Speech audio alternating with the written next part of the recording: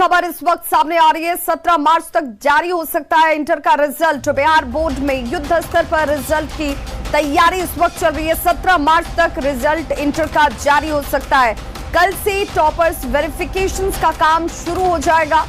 जो इस वक्त बड़ी जानकारी, एक्सपर्ट टीम टॉपर्स वेरिफिकेशन करती नजर आएंगी। परीक्षा में कुल 16,48,000 परीक्षार्थी शामिल हुए थे। अपने ही रिकॉर्ड को फिर एक बार तोड़ने की तैयारी। 1 से लेकर 14 फरवरी तक परीक्षाएं आयोजित हुई थी। 16,48,000 परीक्षार्थी इस परीक्षा में शामिल हुए। 1 से लेकर 14 फरवरी तक की परीक्षाओं को लेकर अब कल से टॉपर्स वेरिफिकेशन का काम शुरू हो जाएगा और 17 मार्च तक रिजल्ट जारी करने की बात सामने आ रही है। कल से टॉपर्स वेरिफिकेशन का काम शुरू। हमारे संवाददाता रजनीश इस वक्त ज्यादा जानकारी के साथ फोन लाइन पर पटना से जुड़ गए हैं। रजनीश, एक बड़ी खबर इस लिहाज से भी कि बहुत तेजी से और बहुत गंभीरता से कॉपियों की जांच और रिजल्ट भी 17 फरवरी तक आ सकता है। बिल्कुल, देखिए विभाग सूत्रों से जो खबर मिल रही है कि बिहार बोर्ड ने कल ही प्लान कर लिया है कि होली से पहले यानी 17 मार्च तक हर हाल में इंटर परीक्षा का रिजल्ट जो है जारी कर दिया है, जिसको लेकर डे नाइट वहां पर काम शुरू हो गया है। जो भी IT सेल के कर्मी हैं, अधिकारी हैं या बिहार बोर्ड के कर्मी हैं, तमाम लोग 24 घंटे वहां पर अभी काम कर रहे हैं। कॉपियों का मूल्यांकन जैसे ही पूरा हुआ उसके बाद अब एक्सपर्ट टीम का गठन किया जा रहा है और जो टॉपर्स हैं 1 to 15 तक उनको जो है कॉल जाएगा शाम से, ये जानकारी मिल रही है सूत्रों से। और 17 मार्च तक हर हाल में रिजल्ट जारी करना है ताकि जो परीक्षार्थी हैं वो खुशी खुशी होली मना सकें। बिल्कुल। और रजनीश, हमने देखा है कि हमेशा से जब भी परीक्षाएं आयोजित हो रही हैं, चाहे वो कोविड का काल भी क्यों ना रहा हो और अब जब तमाम चीजें सामान्य हो गई, इसके बीच बिहार बोर्ड की या इस तरीके से देखें कि कोशिश ये होती है कि हम एक अपने ही रिकॉर्ड को दोबारा तोड़ते हुए नजर आए। बिल्कुल, देखिए बिहार विद्यालय परीक्षा समिति 2017 के बाद लगातार जो है वो इम्प्रूवमेंट जोन में एक तरह से कहिए साबित हो रहा है और कई स्टेट ने इसे फॉलो किया है।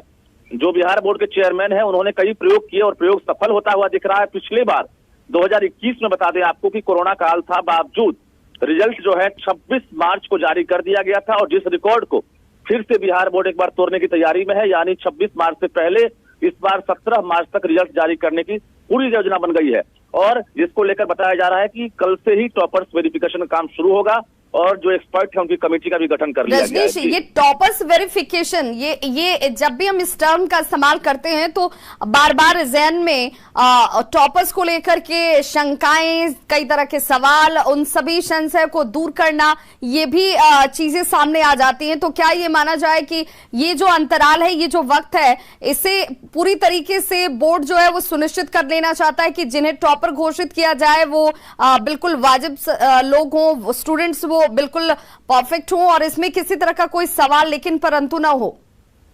देखिए पूरी एक तरह से कहिए पूरे देश भर में बिहार बोर्ड जो है उसके कारनामे जो है वो सुर्खियों में आए थे। 2016 में टॉपर्स घोटाला हुआ था और रूबी राय का जो प्रकरण सामने आया था उसके बाद जैसे ही बिहार बोर्ड के अध्यक्ष आनंद किशोर ने पद संभाला उसके बाद कई प्रयोग हुए हैं और बता दें आपको कि बिहार का जो एक तरह से कहिए बिहार बोर्ड पर जो काला धब्बा लगा था उस धब्बा को मिटाने का पूरा प्रयास किया गया और टॉपर्स में किसी तरह का कोई सवाल नहीं उठे, चाहे वो टॉपर गणेश जो आर्ट्स का टॉपर था या रूबी राय जो आर्ट्स की टॉपर थी, सौरभ जो साइंस का टॉपर था, सबने देखा है। तो टॉपर्स वेरिफिकेशन करने का मतलब यही है कि जो एक्चुअल यानी फुल प्रूफ जो कैंडिडेट है वो एग्जाम दिए हैं कि नहीं, उनका जो नंबर आया है वो सही है कि नहीं, तमाम चीजें एक्सपर्ट जो है एक तरह से इंटरव्यू मोड में जो है सवाल पूछेंगे उसके बाद जो है टॉपर्स का चयन होगा और फिर से रिजल्ट जारी होगा। जी बिल्कुल। तो उस पुराने काले धब्बे से बिहार की छवि को निकालने को लेकर लगातार जो इस वक्त एक्सपेरिमेंट्स किए जा रहे हैं वो अभी इस कोरोना काल में भी काफी सफल होते हुए नजर आ रहे और एक बार फिर से इसलिए बोर्ड की कोशिश है कि अपने ही रिकॉर्ड को